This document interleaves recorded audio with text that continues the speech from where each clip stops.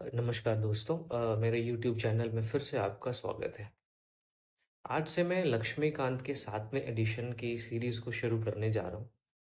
इसमें हम एक-एक करके लक्ष्मीकांत को कवर करने की कोशिश करेंगे। मैं आपको बता दूँ कि लक्ष्मीकांत की जो बुक है, वो यूपीएससी की या स्टेट पीसीएस की तैयारी में एक गीता की तरह मानी जाती है।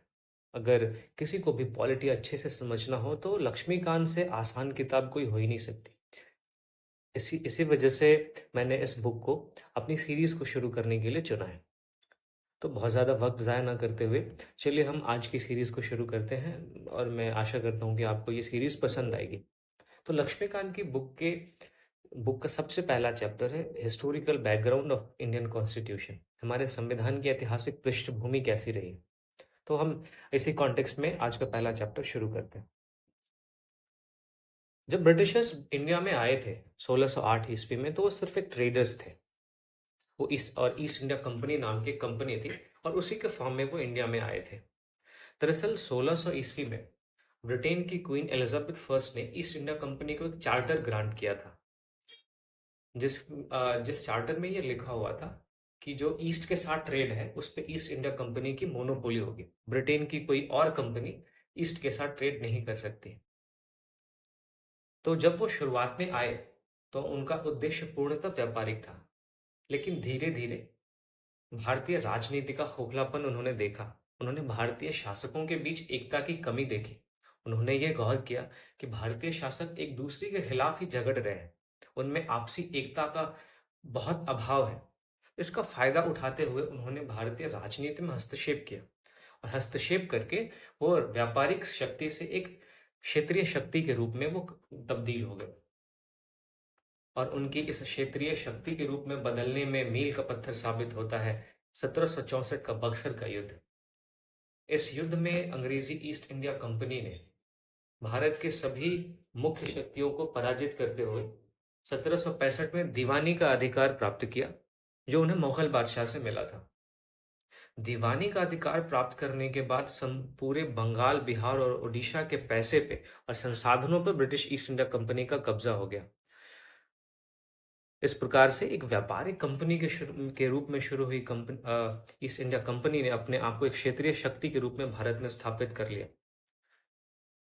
धीरे धीरे इन्होंने बंगाल, बिहार और उड़ीसा के संसाधनों की लूट आरंभ की और इस लूट की चरम परिणति 1857 की क्रांति होती है, जिसमें जो भी उद्गार लोगों के मन में दबा हुआ था ब्रिटिश शासन के विरुद्ध, वो उद्गार बाहर निकलता है और लोगों ने एक व्यापक तौर पर विद्रोह शुरू किया। और इस विद्रोह के पश्चात अब ब्रिटिश सरकार को ये एहसास होता है कि ईस्ट इंडिया कंपनी का शासन जो है, वो अब इंडिया में उतना कारगर नहीं साबित हो रहा है। लोग इसके खिलाफ विद्रोह कर रहे हैं। तो उन्होंने 1858 में ब्रिटिश सरकार ने भारत के शासन को पूर्णतः अपने हाथों में ले लिया और ये तब तक चलता रहा जब तक भारत को आज़ादी नहीं मिली। इस प्रकार जब भारत में को 1947 15 अगस्त 1947 को जब आज़ादी मिली, तो भारत ने एक नया सूरज का उदय देखा। और जब कोई भी एक देश स्वतंत्र होता है, तो उस देश के शासन को चलाने के लिए किसी ऐसे डॉक्यूमेंट की ज़रूरत होती है, जिसमें उन मूलभूत आदर्शों की चर्चा की गई हो, जिसके आधार पर देश में शासन व्यवस्था चलानी है। इसी उद्देश्य के मद्देनज़र 26 जनवरी 1950 को हमारा एक संविधान अस्तित्व में आता है और इस संविधान के बहुत सारे फीचर्स ऐसे हैं, जिनके रूट्स ब्रिटिश रूल में छिपे हुए हैं। जब हम कॉलोनियल रूल में थे, तो बहुत सारे ऐसे इवेंट्स हुए, जिन्होंने हमारे लीगल फ्रेमवर्क को लेट डाउन किया है, हमारे गवर्नमेंट के फंक्शनिंग को लेट डाउन किया है, हमारे देश में एडमिनिस्ट्रेशन कैसा होगा, जिन सभी चीज़ों की चर्चा हमारे संविधान में है, उनको लेट डाउन किया है।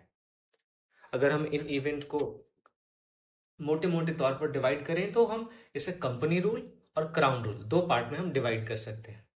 तो इस चैप्टर में हम यही देखने की कोशिश करेंगे कि जब हम कॉलोनियल पीरियड में ऐसे-ऐसे एक्ट, जो कि भारत के लोगों के लिए पारित किए गए थे या ईस्ट इंडिया कंपनी को रेगुलेट करने के लिए पारित किए गए थे, उन सारे एक्ट्स ने इंडियन कॉन्स्टिट्यूशन को किस तौर पर इन्फ्लुएंस किया है, हमारा मेन पर्पस समझने का यही होगा कि हम जिस भी एक्ट को पढ़ेंगे, उस एक्ट ने इंडियन कॉन्स्टिट्यूशन को कैसे इन्फ्लुएंस किया है। उसके बाद हमें उसके प्रोविजंस को ध्यान में रखना होगा। तो इस प्रकार हिस्टोरिकल बैकग्राउंड में हम दो चीज़ों को देख सकते हैं। एक तो कंपनी रूल जो 1773 से 1858 तक चला, और दूसरा एक क्राउन रूल जो 1858 से लेकर 1947 तक चला। तो आज हम कंपनी रूल में जितने भी इम्पोर्टेंट एक्ट्स आए हैं, हम उनके बारे में चर्चा करने की कोशिश करेंगे और समझने की कोशिश करेंगे कि इन सारे एक्ट्स ने हमारे कॉन्स्टिट्यूशन को कैसे इन्फ्लुएंस किया है। अगर क्राउन कंपनी रूल के अंदर की हम बात करें, तो कंपनी रूल के अंडर में जो सबसे पहला एक्ट होता है वो रेगुलेटिंग एक्ट होता है, जो 1773 में आता है। फिर इसके बाद एक एक्ट ऑफ सेटलमेंट आता है, देन पिट्स इंडिया एक्ट आता है, फिर एक्ट ऑफ 1786 आता है, देन चार्टर एक्ट ऑफ 1793 है, चार्टर एक्ट ऑफ 1813 है, चार्टर एक्ट ऑफ 1833 है, चार्टर एक्ट ऑफ 1853 है। ये 1 2 3 4 5 6 7 ये जितने भी 7 या 8 एक्ट्स हैं, इन सारे एक्ट्स का हमारे कॉन्स्टिट्यूशनल कॉन्टेक्स्ट में बहुत ही ज़्यादा इम्पोर्टेंट रोल है। तो सबसे पहले हम रेगुलेटिंग एक्ट के बारे में देखते हैं। रेगुलेटिंग एक्ट के बारे में जानने से पहले इसका बैकग्राउंड समझना बहुत ज़रूरी है। दरअसल जब ईस्ट इंडिया कंपनी को 1765 का दीवानी का अधिकार मिला, तो ईस्ट इंडिया कंपनी के पास अपार संसाधन आ गए। लेकिन ईस्ट इंडिया कंपनी के आय और ईस्ट इंडिया कंपनी के कर्मचारियों की आय, इन दोनों में बहुत विरोधाभास था। एक तरफ कंपनी के कर्मचारी अमीर होते जा रहे थे, वहीं दूसरी तरफ ईस्ट इंडिया कंपनी ब्रिटिश संसद में घाटे का दावा करके और ज्यादा लोन की मांग कर रही थी। फिर जब ईस्ट इंडिया कंपनी के कर्मचारी ब्रिटेन वापस जाते, तो वहां के लोग इनकी सुख समृद्धि को देखकर जलने लगते हैं। इस प्रकार ब्रिटेन में एक ऐसा एरिस्टोक्रेट वर्ग आता है उभर के, जो ब्रिटिश संसद पे ये दबाव बनाता है कि ईस्ट इंडिया कंपनी को रेगुलेट करने की जरूरत है, क्योंकि इनके वास्तविक आय में और इनके दस्तावेज वाली आय दोनों में बहुत फर्क है। तो ब्रिटिश संसद पर बनने वाले इस दबाव के फलस्वरूप 1773 में ब्रिटिश संसद द्वारा पहली बार ईस्ट इंडिया कंपनी को रेगुलेट करने के लिए एक एक्ट लाया जाता है, जिसका नाम ही रेगुलेटिंग एक्ट है। अगर इस एक्ट के कॉन्स्टिट्यूशनल इंपॉर्टेंस की हम बात करें, तो इस एक्ट ने इंडिया में सेंट्रल एडमिनिस्ट्रेशन के फाउंडेशन को लेट किया। यानी जब भी अब संविधान लागू होने के बाद भी आप देखेंगे तो सेंट्रल एडमिनिस्ट्रेशन है, प्रोविंशियल एडमिनिस्ट्रेशन है, दो टाइप के एडमिनिस्ट्रेशन है। और 73rd और 74th अमेंडमेंट के बाद एक जो लोकल हमारी अथॉरिटी आ गई है, तो ये सारे लेवल पे एडमिनिस्ट्रेशन को देखा जाता है। तो रेगुलेटिंग एक्ट ने सबसे पहले सेंट्रल एडमिनिस्ट्रेशन का फाउंडेशन रखा। दैट इज वाई कि कॉन्स्टिट्यूशन बनाने के कॉन्टेक्स्ट में हम रेगुलेटिंग एक्ट को पढ़ते हैं।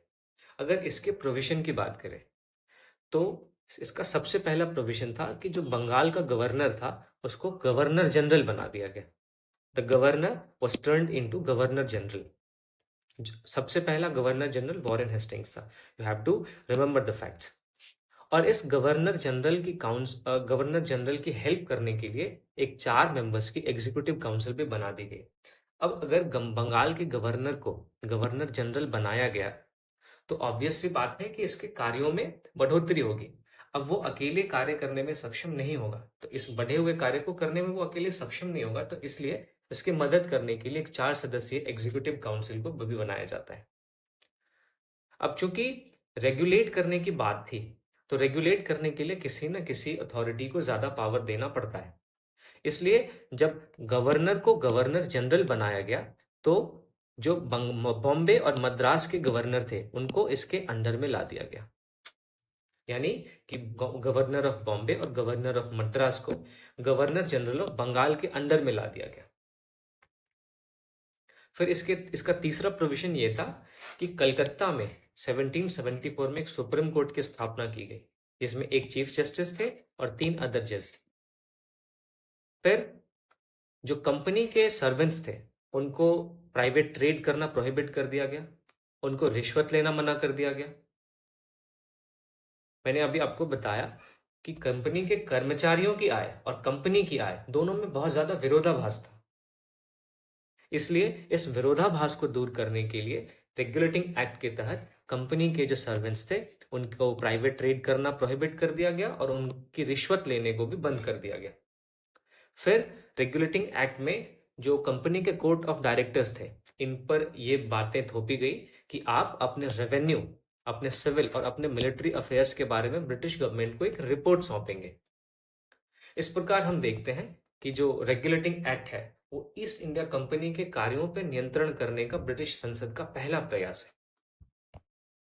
अब ईस्ट इंडिया कंपनी को रेगुलेट करने के लिए जब रेगुलेटिंग एक्ट लाया गया तो इसमें कुछ कमियां रह गई। अब कोई भी काम पहली बार में पूरे तरीके से नहीं हो पाता है। सो इस कमी को पूरा करने के लिए 1781 में ये एक्ट ऑफ सेटलमेंट लाया गया।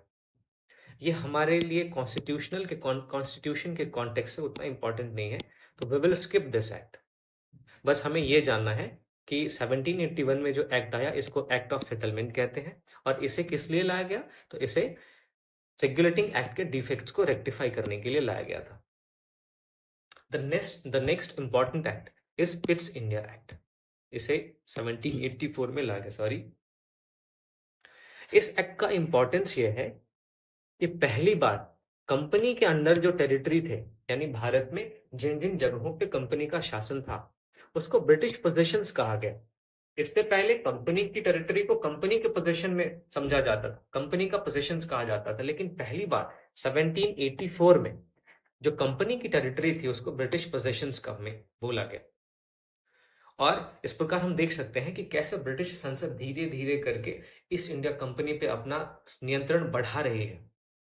और पिट्स इंडिया एक्ट के थ्रू ब्रिटिश गवर्नमेंट का ईस्ट इंडिया कंपनी के ऊपर सुप्रीम कंट्रोल हो जाता है।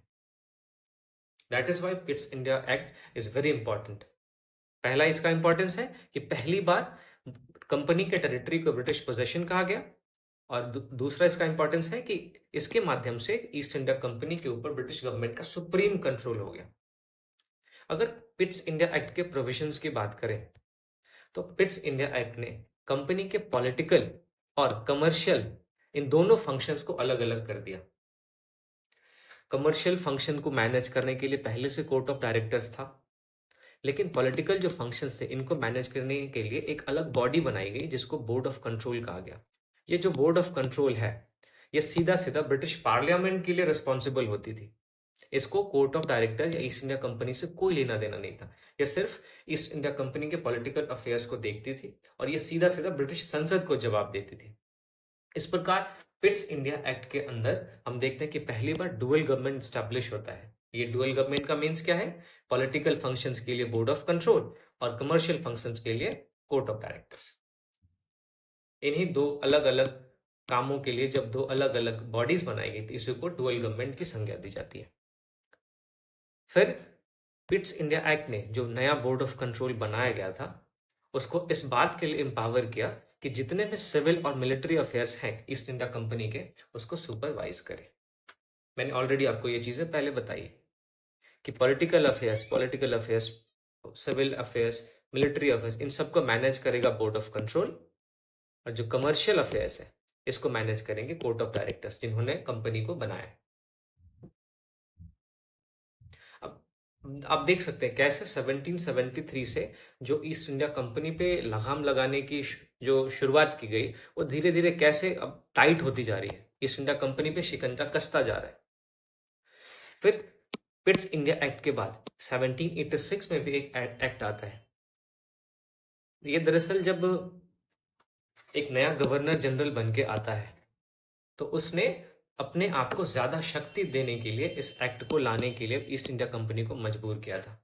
तो इस एक्ट में यह है कि जो ओवरराइडिंग पावर है वो गवर्नर जनरल को दे दिया गया। मैंने आपको 1773 के रेगुलेटिंग एक्ट में बताया कि गवर्नर जनरल के लिए की हेल्प करने के लिए एक 4 मेंबर की काउंसिल बनाई गई थी। वो 4 मेंबर की काउंसिल जो है वो गवर्नर जनरल को हेल्प करती थी। अब हमेशा हेल्प नहीं हो सकता, कभी ना कभी गवर्नर जनरल और उसकी काउंसिल में कॉन्फ्लिक्ट आएगा। तो गवर्नर जनरल अपने आप को ज्यादा शक्तिशाली बनाए रखने के लिए उसने क्या किया कि अपने आप को इस काउंसिल के स्पेशल केसेस में इस काउंसिल की जो भी डिसीजन है उसको ओवरराइड करने की पावर अपने पास रख ली। और फिर जो गवर्नर जनरल है उसने अपने आप को कमांडर इन चीफ बनाने की बात भी इसी एक्ट में कर दी। इस एक्ट का बहुत ज़्यादा इम्पोर्टेंस हमारे कॉन्स्टिट्यूशन के कॉन्टेक्स्ट में नहीं है। The next important act is charter act of 1793। अगर इसके प्रोविजन की बात करें तो 1786 में जो over riding power governor general को स्पेशल केसेस में दिया गया था, वो 1793 के चार्टर में इस ओवर राइडिंग पावर को एक्सटेंड किया जाता है। और ईस्ट इंडिया कंपनी की जो ट्रेड मोनोपोली थी, मैंने आपको बताया था कि शुरुआत में एलिजाबेथ ने चार्टर दिया था, उस चार्टर के through east India company Bharat में ट्रेड करने के लिए आई थी।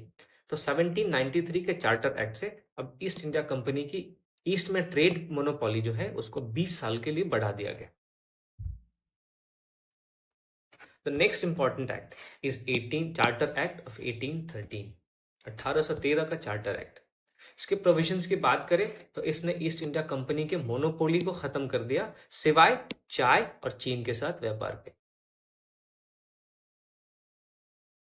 1813 के चार्टर एक्ट में दूसरा इंपॉर्टेंट प्रोविजन यह है कि इसने ब्रिटिश क्राउन की सॉवरेंटी को कंपनी के टेरिटरी पर स्थापित कर दिया। तीसरा इंपॉर्टेंट प्रोविजन जो 1813 के एक्ट का है, इसने क्रिश्चियन मिशनरियों को भारत में आने की इजाजत दे दी। इसने वेस्टर्न एजुकेशन को स्प्रेड करने के लिए कुछ अमाउंट जो है वो ब्रिटिश संसद ने अब कुछ अमाउंट ईस्ट इंडिया कंपनी के रिसोर्सेज रेवेन्यू में से कुछ अमाउंट अब वेस्टर्न एजुकेशन के लिए भी अब दिया जाने लगा। फिर इन्होंने लोकल गवर्नमेंट को ऑथराइज किया कि आप यहाँ के लोगों पे टैक्स लगा सकते हैं। यहाँ पे लोकल गवर्नमेंट का मतलब यहाँ पे जो प्रोविंशियल गवर्नमेंट थे उसकी बात चल रही है। The next important act is charter act of 1833। अब हम देख रहे हैं 1773 से जो ईस्ट इंडिया कंपनी पे शिकंजा कसने की शुरुआत हुई है, वो शिकंजा अब और कसता जा रहा है। जहां 1773 में उनको रेगुलेट किया गया, उनका प्राइवेट ट्रेड को प्रोहिबिट किया गया, रिश्वत लेना प्रोहिबिट किया गया, गवर्नर जनरल को, बंगाल के गवर्नर को गवर्नर जनरल बना के मद्रास और बॉम्बे के गवर्नर को उसके अंडर में ला दिया गया, है ना। फिर एक सुप्रीम कोर्ट स्टैब्लिश किया गया। फिर पिट्स इंडिया एक्ट में ईस्ट इंडिया कंपनी के पॉलिटिकल और कमर्शियल अफेयर्स को अलग अलग कर दिया गया। बोर्ड ऑफ कंट्रोल को इतनी शक्ति दी गई कि वो उसके सिविल और मिलिट्री अफेयर्स को भी मैनेज करे, सुपरवाइज करे। फिर हम देखते हैं गवर्नर जनरल को ओवरराइडिंग पावर दी जाती है अपने जो उनकी जो काउंसिल थे, गवर्नर जनरल की जो काउंसिल थे, उनके अगेंस्ट में स्पेशल केसेस में उनको ओवरराइडिंग पावर दी जाती है। 1793 के प्रोविजन में हमने देखा कि इस ओवरराइडिंग पावर को एक्सटेंड कर दिया जाता है और जो ईस्ट इंडिया कंपनी की ट्रेड मोनोपोली थी उसको 20 साल के लिए बढ़ा दिया जाता है। लेकिन 1813 तक आते आते ब्रिटेन में एक ऐसा वर्ग पैदा हो चुका था जिसके पास अपार पैसा था, लेकिन चूंकि ईस्ट इंडिया कंपनी के पास ईस्ट में ट्रेड करने के लिए मोनोपोली थी, चार्टर में यह लिखा हुआ था कि ईस्ट इंडिया कंपनी के अलावा कोई और कंपनी या कोई और ईस्ट में ट्रेड नहीं कर सकता। तो इस बात से उन नए जन्मे जमींदारे वर्ग को बहुत तकलीफ हो रही थी कि हमारे पास पैसा तो है लेकिन हम इन्वेस्ट करें कहाँ। तो उन्होंने फिर से ब्रिटिश संसद पे दबाव बनाया और वो जो ऐसे जमींदार थे जिन्होंने ब्रिटिश संसद की सीटों को अपने पैसों से खरीदना शुरू कर दिया था, तो अब आप समझ सकते हैं कि इस जमींदार वर्ग का कितना इन्फ्लुएंस था। तो इन्होंने संसद पे ये दबाव बनाया कि ईस्ट इंडिया कंपनी की मोनोपोली को समाप्त किया जाए और इसी दबाव के फलस्वरूप 1813 के चार्टर एक्ट में जो ईस्ट इंडिया कंपनी है उसके ट्रेड मोनोपोली को समाप्त कर दिया गया, सिर्फ दो चीजों को छोड़ के। अभी भी चाय पर ईस्ट इंडिया कंपनी की मोनोपोली थी और चाइना के साथ ट्रेड पर ईस्ट इंडिया कंपनी की मोनोपोली थी। तो 1813 के चार्टर एक्ट में उनकी मोनोपोली को कम किया गया और यहाँ पे जो लोकल गवर्नमेंट है इनको थोड़ी बहुत टैक्सेस को इम्पोज करने की उनको ऑथराइज किया गया। चार्टर एक्ट 1833 ये फाइनल स्टेप था टुवर्ड्स सेंट्रलाइजेशन। अभी तक हम देख रहे हैं कैसे सेंट्रलाइजेशन की तरफ जितने भी एक्ट हैं वो हमको लेके जा रहे हैं। धीरे धीरे ईस्ट इंडिया कंपनी पे शिकंजा कसता जा रहा है, सेंट्रल पावर ज़्यादा इंपॉर्टेंट होती जा रही है। तो 1833 का जो चार्टर एक्ट है ये फाइनल स्टेप है टुवर्ड्स सेंट्रलाइजेशन। इसके बहुत सारे प्रोविजंस हैं। अब इनके प्रोविजंस को आपको याद करने की ज़रूरत है बिकॉज इट्स वेरी इंपॉर्टेंट और इससे डायरेक्टली सवाल पूछे जाते हैं। तो 1833 के प्रोविजंस की बात करें तो गवर्नर जनरल ऑफ बंगाल जो था, उसको अब गवर्नर जनरल ऑफ इंडिया में कन्वर्ट कर दिया गया। गवर्नर जनरल ऑफ बंगाल जो 1773 के रेगुलेटिंग एक्ट से अस्तित्व में आया था, उसे गवर्नर जनरल ऑफ इंडिया ने 1833 के चार्टर एक्ट से प्रतिस्थापित कर दिया। और भारत का पहला गवर्नर जनरल विलियम बेंटिक था, जिसमें कि सभी मिलिट्री और सिविल पावर्स समाहित थे। इस एक्ट के माध्यम से जो गवर्नर जनरल ऑफ बॉम्बे है और गवर्नर जनरल ऑफ मद्रास है, उनकी लेजिस्लेटिव पावर छीन ली गई। अब समझ रहे हैं, सेंट्रलाइजेशन का मतलब सेंट्रल पावर को, प्रोविंशियल गवर्नमेंट को कमजोर करना, सेंट्रल पावर को मजबूत करना। तो अगर गवर्नर ऑफ बॉम्बे और गवर्नर ऑफ मद्रास, इन दोनों के पास लेजिस्लेटिव पावर होता तो क्या सेंट्रलाइजेशन होता? नहीं होता। तो गवर्नर ऑफ बॉम्बे और गवर्नर ऑफ मद्रास, इन दोनों की लेजिस्लेटिव पावर्स को छीन लिया गया और इसको किस में कर दिया गया? गवर्नर जनरल ऑफ इंडिया में। फिर इसी एक्ट के अंदर में जो पहले रेगुलेशंस कहे जाते थे, अब उनको एक्ट्स बोला जाने लगा।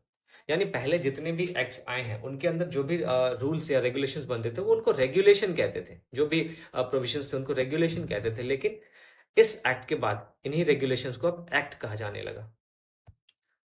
अब ईस्ट इंडिया कंपनी जो है, वो पूरी तरह से एक एडमिनिस्ट्रेटिव बॉडी बन गई थी। 1833 के चार्टर एक्ट ने ईस्ट इंडिया कंपनी को पूरी तरह से एक एडमिनिस्ट्रेटिव बॉडी बना के रख दिया। फिर इस 1833 के चार्टर एक्ट में एक अच्छी चीज ये हुई थी कि सिविल सर्विसेज के लिए ओपन कंपटीशन की बात की गई थी। हालांकि कोर्ट ऑफ डायरेक्टर्स ने इसका अपोज किया। तो ये जो ओपन कंपटीशन की बात थी, ये लागू नहीं हो सका। तो इस प्रकार हम देखते हैं कि 1833 का ये जो चार्टर एक्ट है, ये बहुत ही इंपॉर्टेंट है। देन आता है चार्टर एक्ट ऑफ 1853। इसका इंपॉर्टेंस ये है कि ये चार्टर एक्ट्स जो हर एक 20 साल पे आते रहते थे।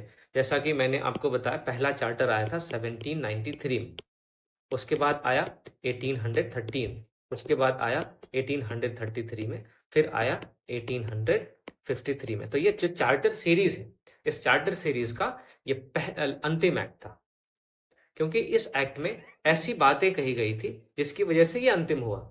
ये अब मैं आपको इसके प्रोविजंस के बारे में बताता हूं। चार्टर एक्ट ऑफ 1853 की बात करें तो इस चार्टर एक्ट में जो गवर्नर जनरल की काउंसिल थी, उसके लेजिस्लेटिव कार्य और उसके एग्जीक्यूटिव कार्य, इन दोनों को अलग कर दिया गया। यानी आप इस बात को समझिए कि पहले लेजिस्लेटिव और एग्जीक्यूटिव दोनों फंक्शन गवर्नर जनरल की काउंसिल ही करती थी। लेकिन 1853 के एक्ट ने क्या किया कि गवर्नर जनरल के लेजिस्लेटिव फंक्शन यानी कानून बनाने का फंक्शन और एग्जीक्यूटिव फंक्शन, उसको इंप्लीमेंट करने का फंक्शन, इन दोनों को अलग अलग कर दिया। गवर्नर जनरल की काउंसिल में 6 नए मेंबर्स को ऐड किया गया, जिसको लेजिस्लेटिव काउंसिलर्स कहते थे। अब ये जो गवर्नर जनरल की लेजिस्लेटिव काउंसिल थी, इसी को इंडियन लेजिस्लेटिव काउंसिल का नाम दिया गया, जिसने एक मिनी कॉन्स्टिट्यूशन के रूप में काम किया। अब देखिए, हमारे संसद की नींव यहीं से पड़ती है। That is why charter act of 1853 is important. हम आज संसद का जो रूप देखते हैं, है ना, जिसमें अब संसद का जो रूप, इसमें आपकी कानून बनाने का काम अलग है, एग्जीक्यूटिव का काम अलग है। तो पहली बार कानून बनाने को एक स्पेशल फंक्शन के रूप में ट्रीट किया गया। Legislation was treated as a special function for the very first time in this act. इसका अगला प्रोविजन है कि open competition for civil services. Civil services के लिए ओपन कंपटीशन शुरू किया गया। इसमें इंडियंस को भी इंक्लूड किया गया और इसके लिए मैकाले कमिटी 1854 में फॉर्म की।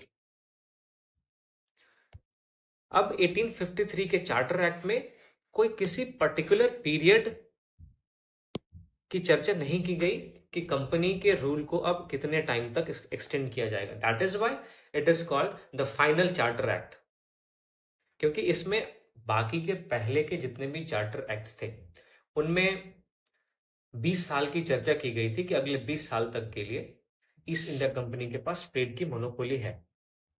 ईस्ट इंडिया कंपनी ही अगले 20 साल तक ट्रेड कर पाएगी। लेकिन 1853 के एक्ट में ऐसे किसी भी पर्टिकुलर टाइम पीरियड की चर्चा नहीं की गई थी। इसका सीधा-सीधा मतलब ये था कि अब कभी भी कंपनी का रूल खत्म हो सकता है और ब्रिटिश क्राउन अपने अंडर में इंडिया को ले सकता है।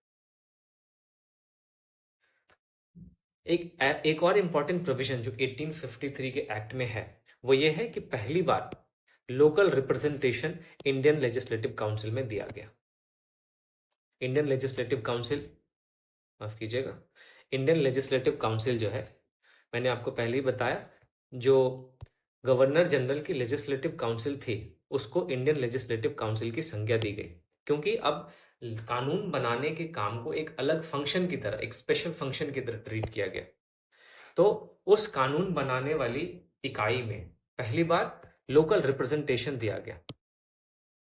6 नए मेंबर्स को ऐड किया गया उस काउंसिल में, जिसमें से 4 मद्रास, बॉम्बे, बंगाल और आगरा, इन 4 प्रोविंसेस से 6 में से 4 मेंबर होने थे।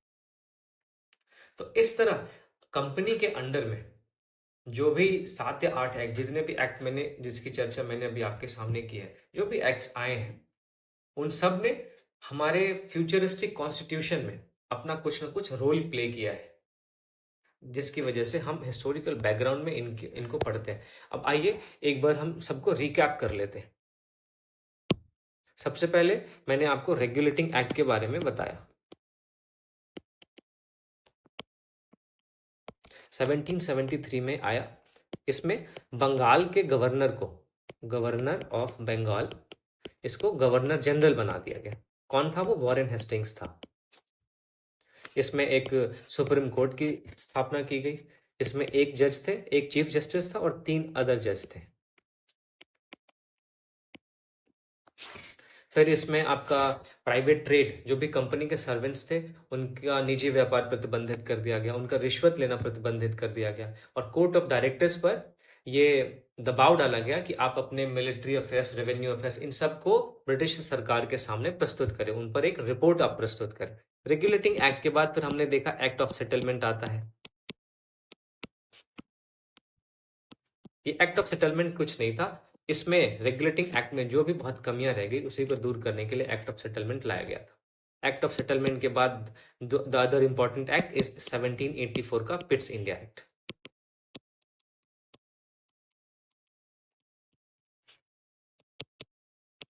पिट्स इंडिया एक्ट में डुअल गवर्नमेंट आती है।